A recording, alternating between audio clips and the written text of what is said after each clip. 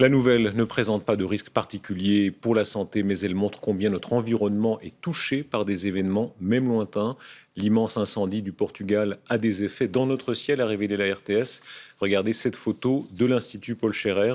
On y observe les cendres qui se sont ajoutées à une couche de pollution. Les particules ont parcouru plus de 1500 km. Pascal de France, Manon Germont.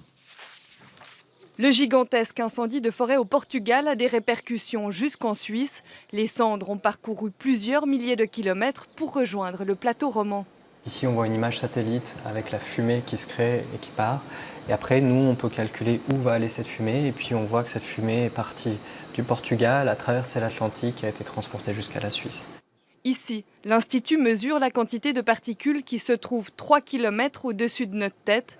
Et si rien n'apparaît depuis la plaine, au Jungfraujoch, le nuage est visible à l'œil nu. On voit la concentration en poussière fine et on voit que la poussière fine a augmenté, en particulier au Jungfraujoch. Elle a augmenté ce matin, surtout dû à cette poussière qui a été transportée, mais on reste en dessous des seuils dangereux.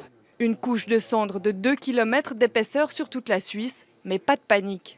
Ce qui risque de se passer, c'est que ces poussières, elles vont descendre petit à petit, elles vont se mélanger maintenant avec notre couche d'air. Et donc on risque d'avoir un accroissement de la pollution ici du côté du plateau, mais ça reste encore dans des quantités qui ne sont pas dangereuses pour la santé. Des orages sont prévus durant la nuit de samedi à dimanche. Ils nettoieront l'atmosphère. Le nuage devrait alors se dissiper.